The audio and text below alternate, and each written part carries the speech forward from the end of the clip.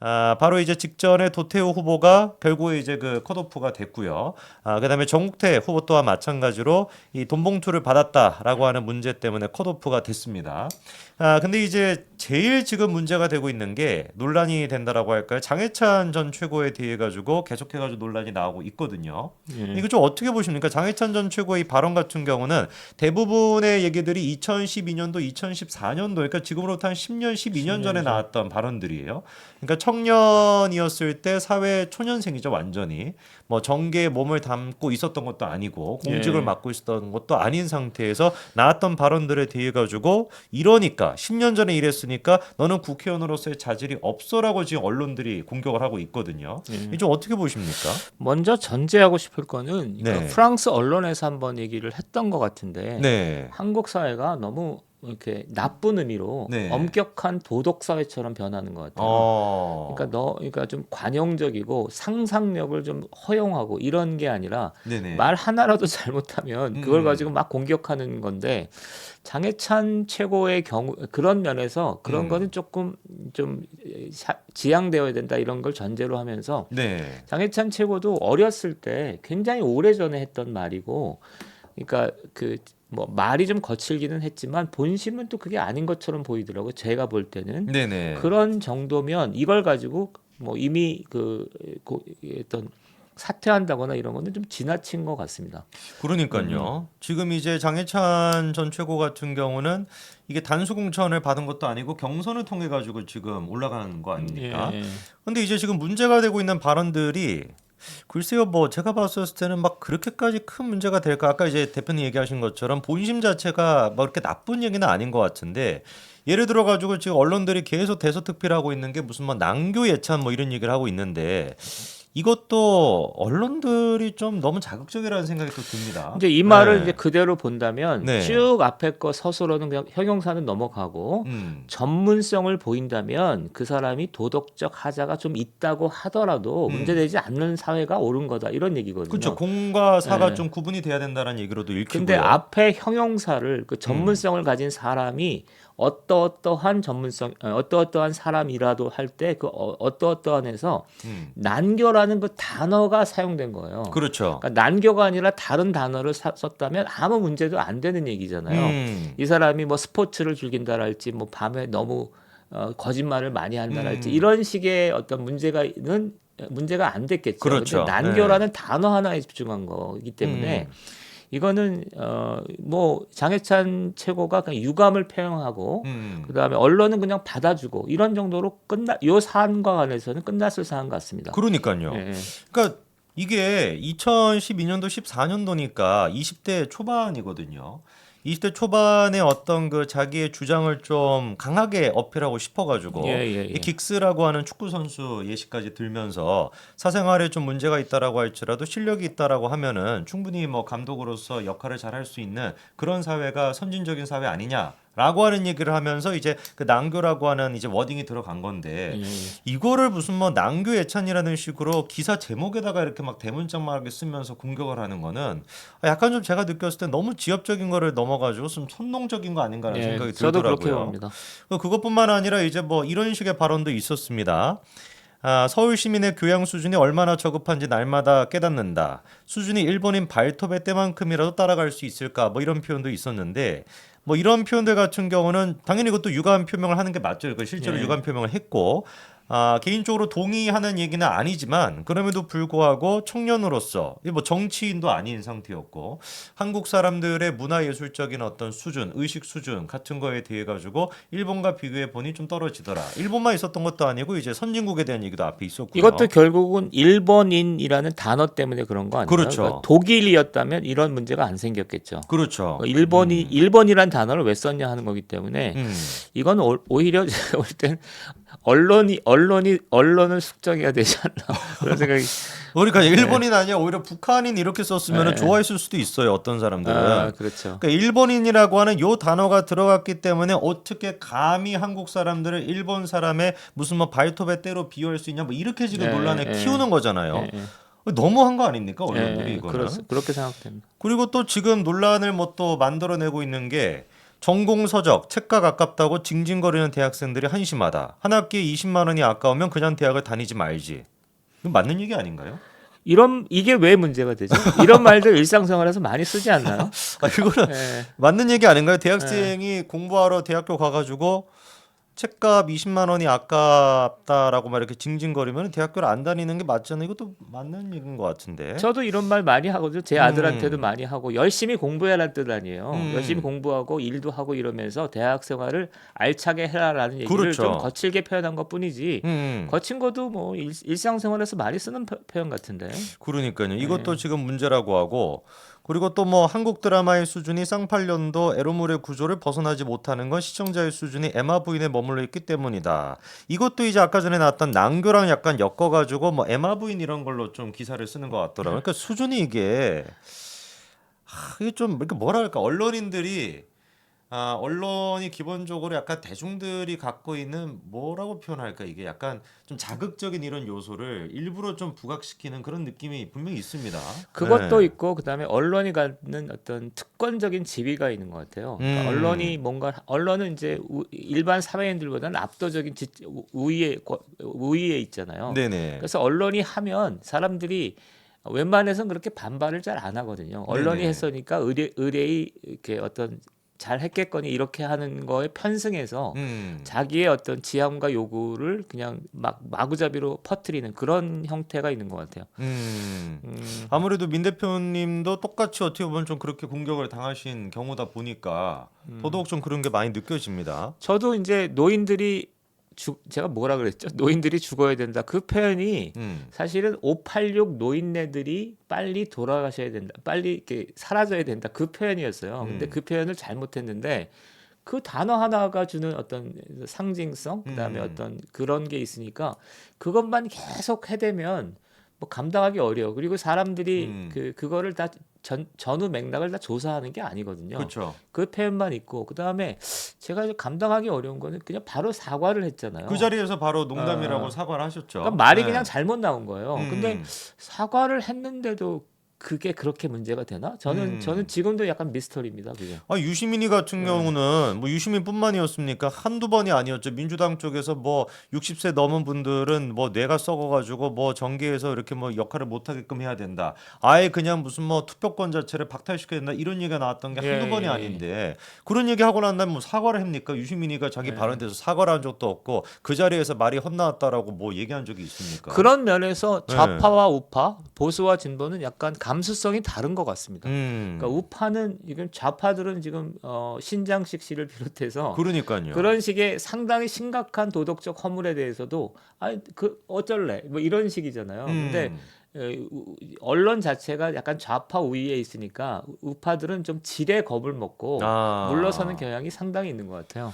그래서 이번에 최재성도 이렇게 또 얘기하더라고요. 장해찬 전 최고에 대해 가지고 국회의원 후보 공직 후보자 추천 일종의 자질 검증을 하는 것인데 장 최고가 얘기하는 투나 이런 것들이 일배 수준 아니냐.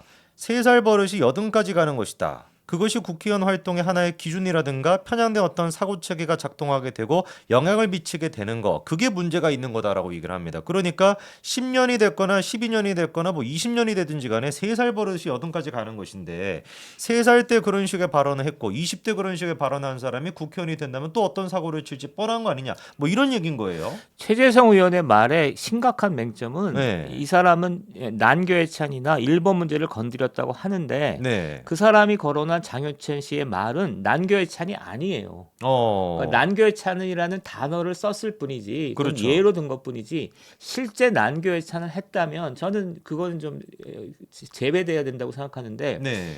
그 장해찬 의원의 그 말 자체만 보면 난교해찬이라는 단어가 들어갔을 뿐 그 본질이 아니죠. 하나의 사례를 든 것뿐이고 그다음에 일본 문제는 그냥 거기다가 일본을 넣어도 되고 독일을 넣어도 되고 그쵸. 네덜란드를 넣어도 되는 거기 선진국을 때문에 넣으면 되는 거니까. 그냥 아니에요. 그러니까 난교해찬이나 친일을 동조했다면 그건 배제되는 게 맞다고 생각하는데 네. 장해찬 의원의 말을 의도적으로 오독한 최재성 의원이 문제입니다. 지금 이거는. 이런 얘기가 의도적으로 오독을 하고 의도적으로 선거에 지금 개입을 하겠다라는 거잖아요. 장해찬 최고를 네. 지금 커트를 시켜야 된다는 주장이니까. 네. 그리고 이런 것들을 계속해가지고 지금 언론을 통해가지고 이게 확대 재생산이 되고, 그리고 국민의힘 내부적으로도 뭐라고 할까요? 좀 이게 뭐 지레 겁을 먹었다라고 하는 표현이 맞을지 모르겠습니다만, 내부적으로도 지금 장해찬 전 최고를 빨리 이제 좀 커트를 시켜야 된다라는 반응이 나오는 것 같습니다. 사실 이번에 도태우 후보가 커트가 되는데 결정적인 역할을 했다는 게 이제 함경 이제 후보 같은 경우도 예, 예. 내부적으로 또 얘기를 했더라고요. 예, 그러니까 예. 이거는 사과로 끝나야 되는 문제가 아니라 자진 사퇴를 해야 된다. 만약에 도태우 후보가 자진 사퇴를 하지 않으면은 당적인 차원에서 이거는 강력하게 커트를 시켜야 된다라고 얘기를 하고 그 직후에 사실 당에 그런 결정이 내려졌거든요. 예. 그러다 보니까 이번에 이상민 의원이 장해찬 전 최고에 대해 가지고 막말 주인공은 도려내야 된다. 장해찬, 조수현 후보 같은 경우는 좀 납득하기 힘든 발언을 하긴 했습니다만, 장해찬 후보랑 조수현 후보 스스로 빨리 결정하라 이런 얘기도 지금 나온 상태거든요. 그럼 이게 진짜로 국민의힘 내부적으로 장해찬 전 최고 커트까지 이어질 수 있지 않을까요? 이게 실제로?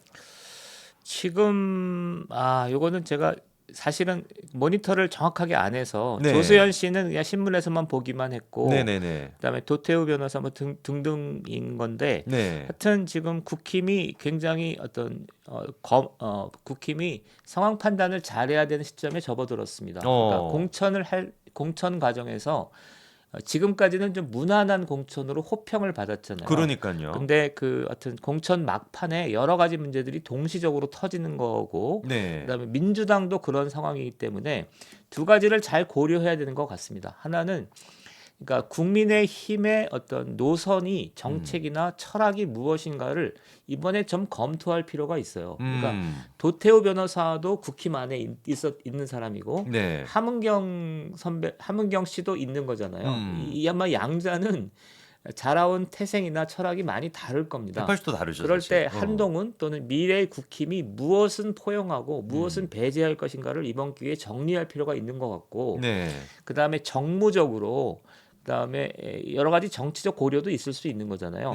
정치적 고려도 하되 그다음에 원칙을 지키는 모습도 필요한 거기 때문에 네. 이거를 잘 가려서 판단해 주기를 바랍니다. 저는 추상적인 얘기만 하겠습니다. 야, 근데 이게 말씀이 진짜 어려운 얘기거든요. 예. 왜냐면 한동훈 비대위라고 하는 것 자체가 이번에 이제 갖고 있었던 시대 정신 자체가 어떻게 보면은 좀 혼합되어 있다라고 느끼시는 분들도 계실 것 같아요. 예. 그러니까 진한 어떤 보수 우파적인 그런 색채라기보다도 예. 중도층에 대한 확장성 등등을 고려해가지고 여러 이제 또 운동권이었던 분들조차도 이제 예. 흡수하는 모습이 예. 있었기 때문에, 근데 이게 약간 어떻게 보면은 지금 같은 모습이 예상이 되는 부분이기도 했습니다. 그렇죠? 예. 왜냐하면 서로 섞일 수 없는 것들이 하나의 그 틀 속에서 같이 있었기 때문에 언제라도 터질 수 있었고, 다만 그 터질 수 있는 게 민주당의 공천 막장으로 인해 가지고 좀 묻혀 있었는데, 예. 이 공천이 어느 정도 90% 이상 지금 다 정리가 되면서 확정이 되다 보니까 한 달 새 남아 있는 동안에는 이런 식의 공격이 나올 수밖에 없었거든요. 예. 그래서 근데 아무리 이런 식의 공격이 나온다라고 할지라도 12년 전, 14년 전 뭐 이런 것까지 끄집어내 가지고 할 거라는 예상은 못했지만 한동훈 위원장이 정말 좀 중요한 선택을 내려야 될 것 같습니다. 예. 장기적으로 보면 이걸 한번 해볼 필요가 있는 것 같아요. 국힘 안에 국힘이 지금까지는 보통 우리가 자유우파, 네. 보수우파라는 분하고는 약간 거리를 두고 있었던 것 같습니다. 네. 이 입장 정리가 필요한데 한동훈 비대위원장이 들어오면서 새롭게 좀 또 결을 달리하는 어떤 집단이 들어온 거잖아요. 그렇죠. 김경률이랄지 함은경이랄지 그렇죠. 들어왔기 때문에 이 전체를 포괄하는 국힘의 어떤 노선과 정책이 무엇일까? 이거는 한번 이번 기회에 한번 해볼 필요가 있는 것 같습니다. 야, 근데 그게 어떤 당이 갖고 있는 이 이념과 패러다임 구조를 바꾼다는 게 정말 쉽지 않은 일인데, 예. 이게 지금 한 20 며칠 정도밖에 안 남아 있는 또 그렇죠. 국면이다 예, 보니까 그렇죠. 더더욱 좀 쉽지 않을 것 같아요. 그래서 그런지 윤재원 대표 같은 경우도 원래 평상시에 장해찬 최고에 대해서 굉장히 좀 호의적으로 많이 두둔하셨던 분인데, 그럼에도 불구하고 선거와 민심에 영향을 미치는 것은 틀림없다, 이 정도 지금 워딩까지도 맞죠. 나왔습니다. 그러니까 지금 이제 결과에 대해 가지고 커트 안 시키겠다라고 얘기하지도 않고 민심의 어떤 변화와 그리고 이제 그 발언의 수위 정도에 대해서 조금 더 살펴보겠다라고 얘기했는데 사실 생각해 보면은 지금 이제 도태 후보 같은 경우도 처음에는 유지시키겠다라고 했다가 하루 만에 번복을 하고 이제 커트가 됐었고요. 정우택 후보 같은 경우도 사실 처음에는 돈봉투 문제에 대해 가지고 정우택 후보 측의 이제 입장을 받아들여 가지고 유지하는 것처럼 가다가 추가적인 이제 증거랑 정황들이 드러나면서 커트가 또 결정이 된 거거든요.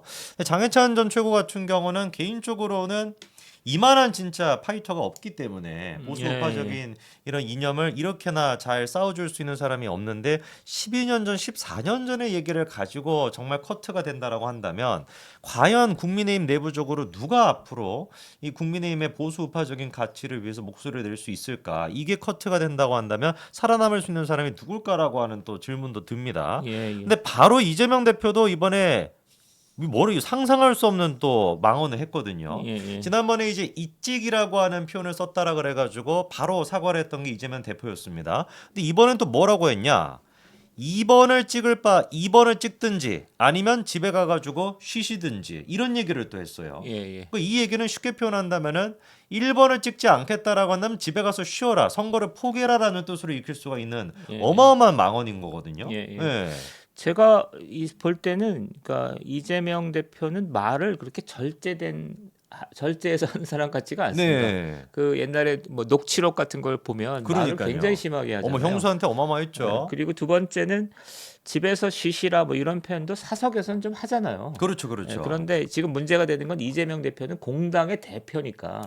그리고 TV나 언론에서 보도한다는 거를 좀 알고 있는 상황에서 했기 때문에 이재명 대표의 어떤 이재명 대표의 어떤 말실수는 좀 그러니까 좀 말실수라고 보입니다.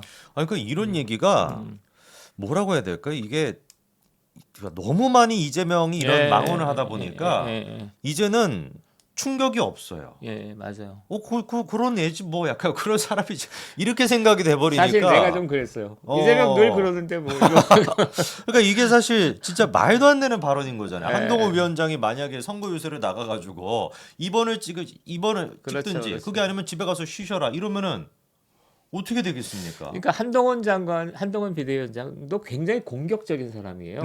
그런데 책 잡힐 만한 말은 또 안 해. 그게 차이가 있는 것 같아요. 이재명 대표는 좀 상대적으로 말을 좀 덜 하잖아요. 근데 책 잡힐 만한 말을 꽤 많이 해요. 그러니까요. 말도 덜 하는데 말을 할 때마다 문제가 생기거든요. 야, 지난번에 이제 얘기했던 게 이찍이었고 그 개항을 자주 가지도 않거든요. 서초동 지금 많이 가야 되기 때문에. 근데 개항을 가가지고도 무슨 뭐 갈비집인가 거기서 이제 이찍 뭐 이런 얘기 해가지고 논란이 있었고 이번에도 또 마찬가지로 세종에 가가지고 선거 유세를 하다가 1번을 찍든지 집에 가가지고 쉬든지 정말 민주주의의 기본이라고 할 수 있는 선거 자체를 그냥 뭐 포기하라고 장려하는 뭐 이런 지금 발언까지도 서슴없이 하는데 놀랍게도 놀랍지 않다는 거. 그래서 이게 뭐라고 할까? 민주당의 지지율에 큰 영향이 없다라고 하는 게 더 진짜 좀 민주당 일입니다. 지금 지지자들은 거의 그런 거에 반응하지 않는 것 같습니다. 심지어 조국이나 신장식이나 이런 황운하나 이런 사람들이 조국혁신당에 들어감에도 불구하고 그게 조국혁신당에 아무런 영향을 미치지 않기 때문에 이미 도덕적인 선과 악의 잣대는 민주당을 판단하는데 아무 영향을 안 미친다 이렇게 보는 게 적합할. 그러면 그건 좀 어떻게 보세요? 되면 제가 좀 걱정이 되는 건 중도층에서도 이재명이라고 하는 사람이 이제 대선 때 이렇게 딱 나타났을 때 그런 어떤 막말 그리고 이제 뭐 범죄 혐의들 이런 거가 영향을 분명히 끼쳤을 것 같거든요. 중도층에게.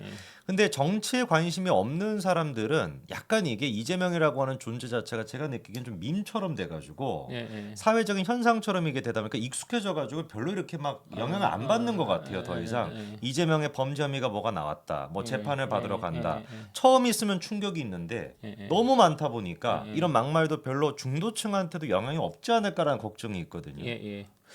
그게 네.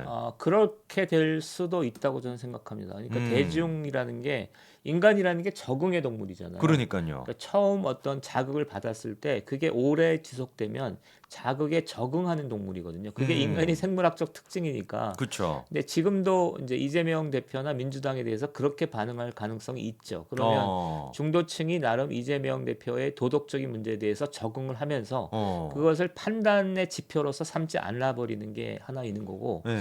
그다음에 두 번째 생각할 수 있는 건 역시 엘리트와 그다음에 대중 사이의 관계처럼 저는 보입니다. 지금 굉장히 문제가 되는 건 대중이 적응하기 위해서는 작년에 체포동의안 가결이랄지 체포동의안 그 법 구속영장 청구랄지 이럴 때 엘리트가 중간 국가기관의 책임 있는 리더들이 책임 있는 결정을 해서 끊어줘야 돼요.